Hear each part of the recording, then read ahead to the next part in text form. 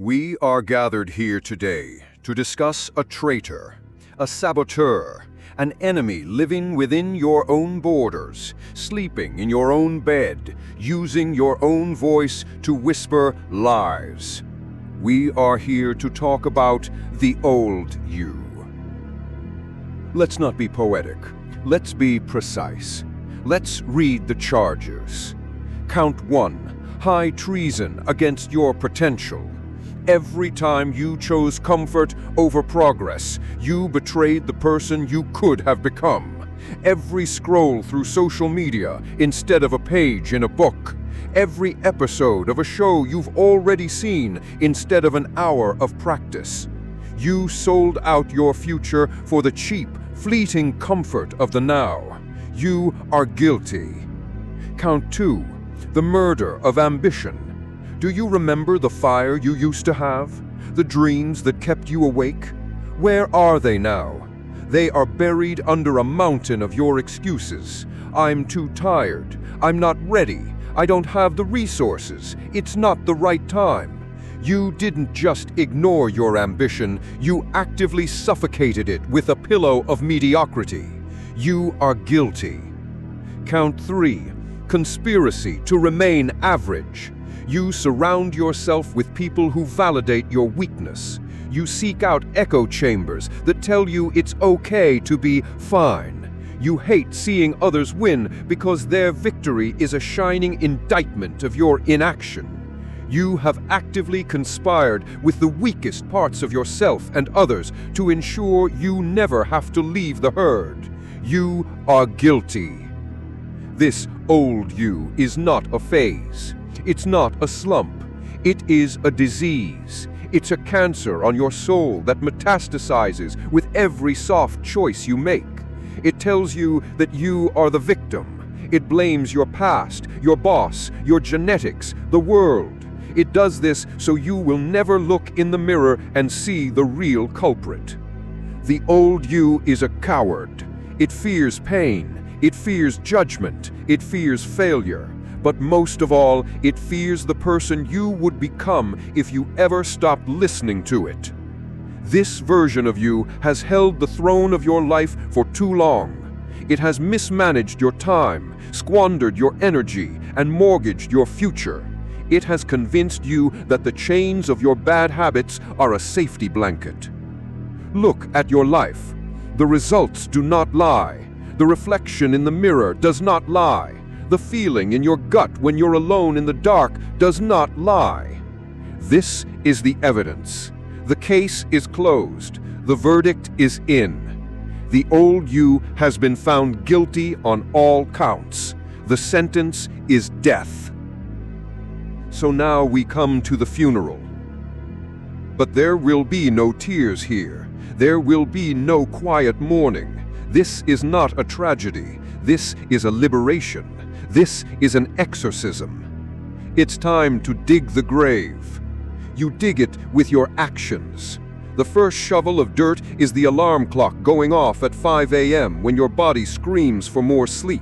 You don't negotiate, you move. That's one shovelful. The next is putting on your running shoes when it's cold and raining outside. The old you would look out the window and say, maybe tomorrow. The new you says, good, and steps out into the storm, another shovelful. You keep digging. You say no to the junk food. You turn off the TV. You pick up the hard book. You make the call you're terrified to make. You show up when every fiber of your being wants to hide. Shovel by shovel. You are digging a grave for the version of you that accepted less than you are worth. Now we lower the casket. Inside is every excuse you've ever made. I'm not good enough. Put it in the box. What will they think of me? Put it in the box. I'm afraid to fail. Put it in the box. Your laziness, your self-pity, your addiction to comfort, your need for validation. Pack it all in there. Lock the lid, lower it into the cold, dark earth. And now you bury it. You bury it with consistency. You bury it with a relentless, unceasing barrage of promises kept to yourself. The old you thrived on broken promises. The new you is built on the iron foundation of your word. You said you would work out today, you go. Even if you're sore, even if you're tired, you go. You are throwing dirt on the casket. You said you would study for an hour, you do it. Even when your friends are out, even when you're bored, you do it. You are throwing dirt on the casket. Every single time you choose the hard right over the easy wrong, you are shoveling dirt on the grave of your former self. You are packing the earth down so tight that there is no chance of resurrection. Let there be no mistake. This is a violent act. To kill a part of yourself requires a level of ruthlessness you haven't yet unlocked. You have to be willing to hurt the part of you that wants to stay soft. You have to ignore its screams. You have to starve it of the attention and comfort it craves. You must become the monster that your weakness fears. So stand here at the head of this grave. Say your final words, but don't say, "Rest in peace." Say, "Good riddance." Then turn your back and walk away, and you ever look back. The old you is dead and buried. Now there is a void, a vacuum, and nature abhors a vacuum. You do not find the new you. You do not discover it. You forge it. You forge it in the fire of discipline. You forge it with the hammer of adversity. You forge it on the anvil of the promises you keep to yourself. This is not a process of comfort. This is a process of pain. Every rep in the gym that you didn't think you could do, that is a hammer strike. It's sending a shockwave through your system, telling it to get stronger. Every hour of focused, deep work when your brain is screaming for distraction, that is a hammer strike. You are forging new neural pathways. You are building a mind that can bend reality to its will. Every time you face a fear, every rejection, every failure, every moment of embarrassment, and you get back up, that is a hammer strike.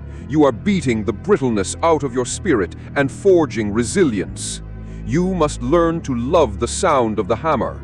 You must learn to crave the heat of the forge. The fire is your friend. The pain is your teacher. The struggle is your sculptor. The new you is not built in a day. It is built brick by boring brick. It is built in the unsexy, unglamorous, lonely hours when no one is watching. It's built in the dark. It's easy to perform when the lights are on. It's easy to look good for the camera. But what do you do when it's just you? When the only person you have to answer to is the man in the mirror? That is when the real work is done. That is when the new you is built. You must become obsessed with the process, not the outcome. The outcome is a byproduct. The trophy is just a symbol of the war you won. The real prize is the person you had to become to win it. The new you doesn't negotiate with feelings. Your feelings are irrelevant. Are you tired? Doesn't matter. Get it done. Are you unmotivated? Doesn't matter. Get it done. Are you scared? Doesn't matter. Get it done. The new you operates on a different operating system. It's not based on inspiration. It is based on execution. The new you is a machine of follow-through. You say it, you do it. Your identity is no longer the person who tries. Your identity is the person who does. Let the world chase fleeting feelings of happiness. You will build something more durable. You will build pride.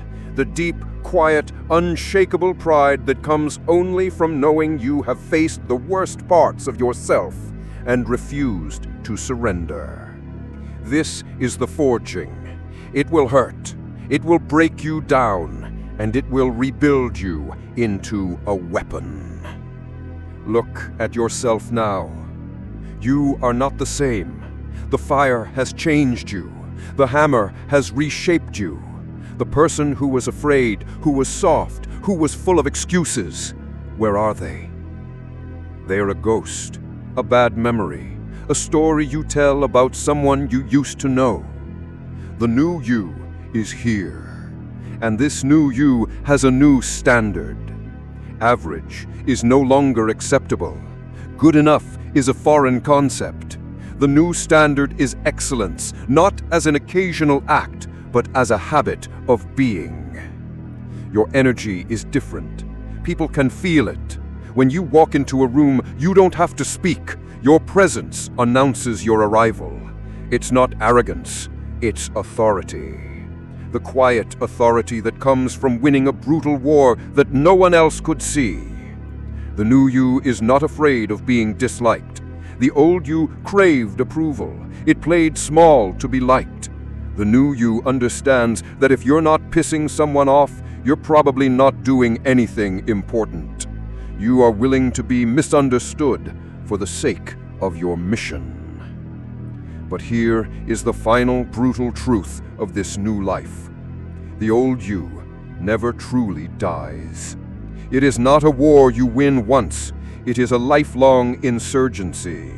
That voice of weakness, of laziness, of comfort, it just goes into hiding. It waits. It watches for a moment of complacency. One missed workout, one broken promise, one step back into the old habits, and it will try to stage a coup. It will whisper to you that you've earned a break, that you've done enough, that you can afford to be soft again. This is why you must remain vigilant. This is why you must stay savage. You have to re-kill the old you every single morning. You have to win the war at 5 a.m. You have to win it in the gym. You have to win it when you choose the book over the screen. You have to win it every time you choose discipline over desire. This is not a phase. This is your life now. The crown is heavy. The throne is not comfortable. It is forged from the same steel as your spine. So what is all this for? The pain, the sacrifice, the endless war. It's for the moment you look in the mirror and you don't have to look away. It's for the moment you can look your own reflection in the eye and see a person you respect, a person you built. It's for legacy. It's for the ability to look at your life and say, I did not settle. I did not surrender. I did not leave a single ounce of my potential on the table. You are the evidence. Your life is the proof that a person can decide to change, that they can declare war on themselves and win, that they can walk through the fire and be reborn. So the next time that voice of the old you whispers from the grave, answer it with action, answer it with work, answer it with results. Let your life be the tombstone of the person you used to be, and let it be the monument to the person you chose to become. Now, go to work.